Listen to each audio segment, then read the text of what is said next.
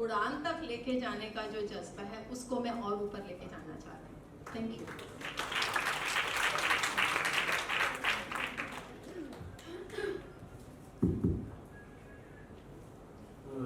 Good evening. Good evening sir. Rachna ji, who is your role model? Sir role model अभी यहाँ तक की ज़िंदगी में मेरे हस्बैंड मेरे रोल मॉडल थे काम करने के लिए। बहुत सारे हैं मेरे जिनके साथ मैं काम कर रही हूँ, वो मेरे मेंटर हैं, तो वो मेरे रोल मॉडल हैं। बहुत लोगों से इस 60-61 साल की ज़िंदगी में बहुत तजुर्बा पाया है। सो एक पर्सन नहीं पर हर किसी से कुछ ना कुछ सीखने की मैं ज़रूर कोशिश करती हूँ, और मुझे लगता है कि आज भी मेरा स्टूडेंट जिंदा है मेरे अंदर का। जी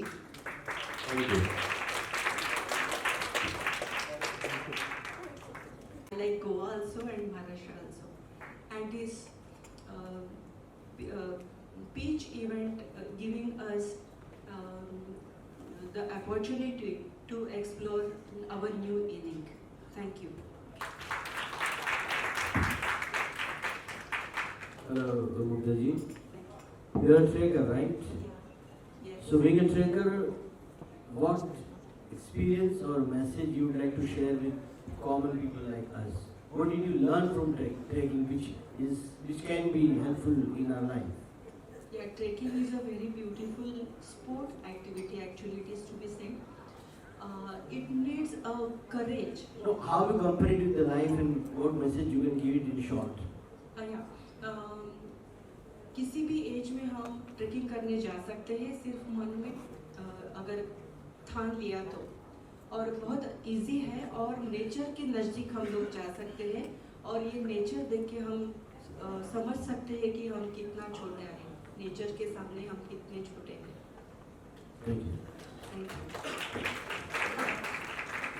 थैंक यू का शुक्रिया अदा करना चाहती हूँ। Thank you Rekha ji. And beach event, of course, and I have absolutely no words for you, lovely girls, gorgeous girls. You have been a great inspiration today, and I'm going to take back a lot today with me. Thank you very much, and very, very inspiring. And you are going to inspire all those 50 plus who are going to actually look back at themselves in the mirror and say, yes, it is worth it. It has been worth it. Thank you very much. And once again, Rekha ji and all the jury members, they've done a great job. You need a lot of patience. And जब especially आप जब points देते हो, marks देते हो, तो आपको लगता है, but I think you all are winners. You all are winners. Whoever wins the title, but truly, I mean, you all have just been great. Thank you very much. Thank you, Padmini जी।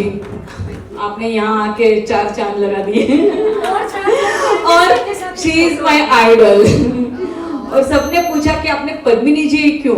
मैंने बोला अगर आपने सुना है कि जज के तौर पे कौन आ रहा है, मैंने बोला पद्मिनी जी, तो आपके दिमाग में सिर्फ एक ही ख्याल आएगा, रिस्पेक्ट रिस्पेक्ट रिस्पेक्ट। जैसे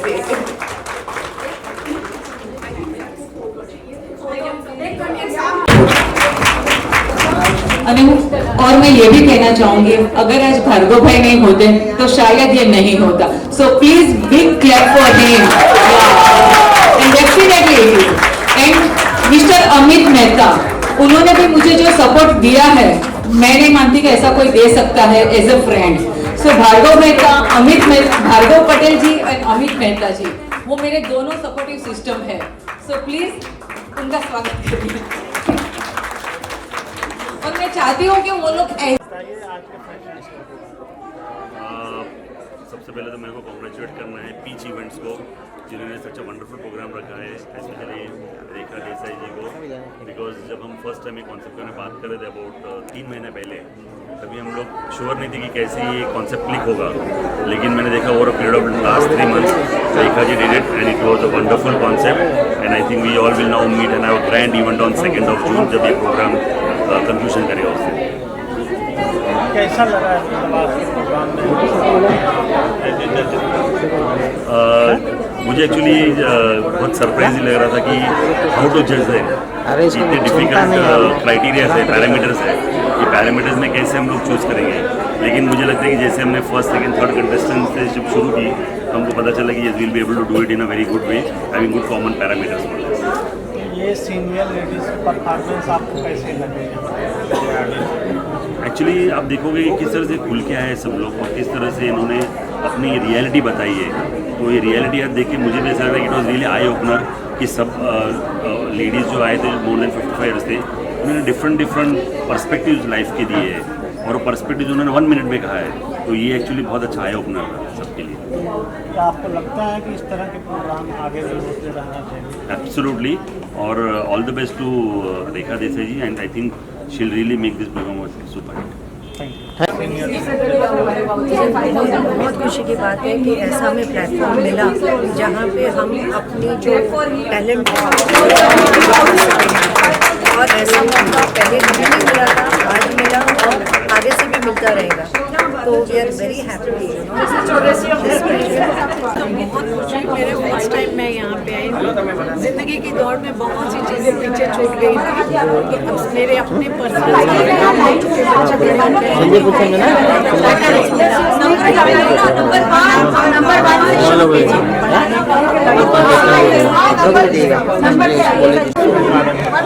ये बहुत ही अच्छा एक बहुत ही बढ़िया प्रयास है और ऐसा कंसेप्ट है जो बहुत कम लोग सोच पाते हैं। इसके लिए मैं ये पूरी इवेंट कंपनी पीच मैनेजमेंट को मैं बहुत बधाई देता हूँ, रेखा देसाई को बहुत बधाई देता हूँ कि इस तरह का कंसेप्ट सोचा।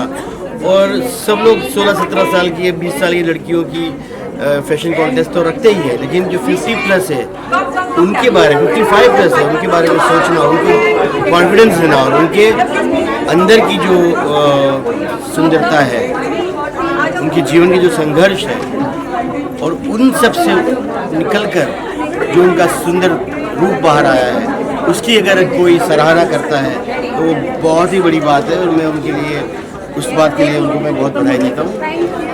मैं संजय छेल लेखक निर्देशक हूँ, गीतकार हूँ, तो मैं समझ सकता हूँ कि संवेदना क्या है, इमोशंस क्या है। 55+ औरतें जितनी हैं उनके इमोशंस को, उनके जज्बे को मैं सलाम करता हूँ। Thank you.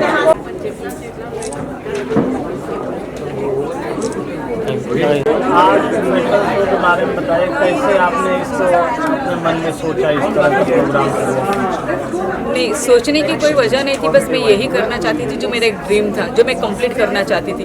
क्योंकि आज तक किसी ने ये स्टेप लिया ही नहीं सीनियर के लिए, कभी किसी ने सोचा ही नहीं कि सीनियर के लिए भी कुछ करना चाहिए। सीनियर भी ये स्टेप चाहते हैं हटके, हर एक ये दुनिया से हटके उनको भी फैशन इंडस्ट्री में आना है, एंटरटेनमेंट इंडस्ट्री में आना है। वो भी चाहते हैं कि हम भी रैंप अप करें, क्योंकि हम लोग एक ऐसे कंजर्वेटिव सोच के साथ में, ऐसे रेस्ट्रिक्शन के साथ में बड़े हुए हैं कि हमारे टाइम में किसी को ये मौका ही नहीं मिला। हम हमारे घर में जाके बोल भी नहीं सकते थे कि हमें भाई ये करना है, हमें छोटे कपड़े पहनने हैं या हमें फैशन शो में पार्ट लेना है, हमें फिल्म में काम करना है। नहीं, हम बहुत डरते थे हमारे फैमिली से, डरते भी थे और आप कह सकते हो हम रिस्पेक्ट भी करते थे। लेकिन ये रिस्पेक्ट भी क्या काम की जो डर में बदल जाए, यू नो। तो मैं चाहती थी कि ये सब बाहर आए, जो अंदर सबके अंदर एक छोटी छोटी विश भरी पड़ी हुई है, एक उनकी उम्मीद है कुछ करने की, कुछ एक यू नो। कभी किसी ने सोचा है कि हम भी ऐसे डांस करते, हम भी एक्टिंग करते तो शायद कैसा होता। तो उनको उनके टाइम में ये मौका नहीं मिला, तो ये मौका मैंने उनको दे दिया कि मैं आपको प्लेटफॉर्म दे रही हूँ, आपको please come on stage and explore yourself. That's it.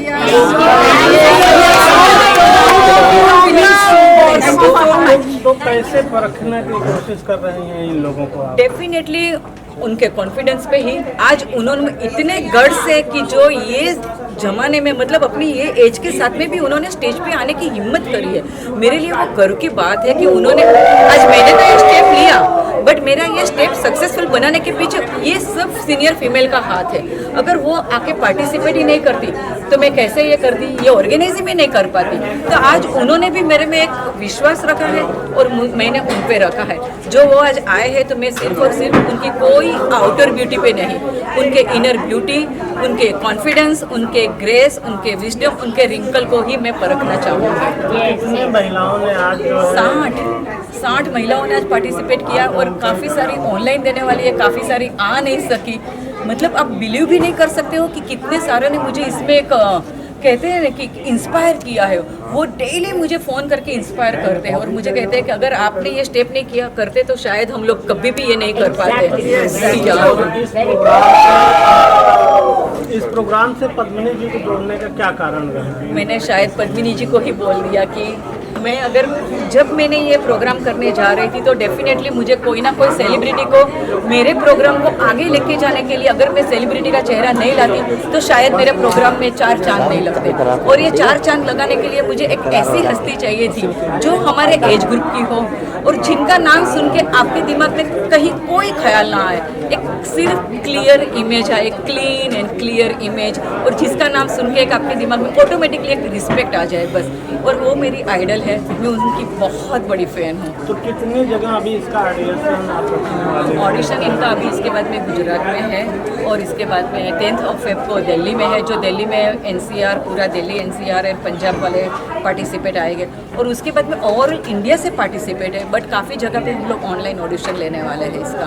और हर एक स्टेट से 3 पार्टिसिपेट को सिलेक्ट किया जाएगा और अकॉर्डिंग टू डेट जो भी सिलेक्ट हो गए उनका 2 जून को फिनाले है मुंबई में। और सिर्फ ये नहीं है कि रैंप वॉक ही करना है, अगर जो लोग रैंप वॉक के लिए सिलेक्ट नहीं होते हैं, उनकी जो भी हॉबी है, उनका जो भी एक टैलेंट है, उनकी जो भी एक दिल में कुछ करने की ख्वाहिश है, मैं उन सबको भी कैलकुलेट करूंगी। पूरे इंडिया से जितने भी पार्टिसिपेट है उनका एक ग्रुप बनाऊंगी और उन सबको मौका दूंगी कि मैं वो स्टेज पे आए और अपनी जो भी हॉबी है, जो भी टैलेंट है, उनको एक्सप्लोर करें। मेरे लिए मेरी सेलिब्रिटी मेरे ये सब सीनियर्स है, not at all. Miss senior fashion present India 2024 का फाइनल कब? 2 जून 2024 in Mumbai.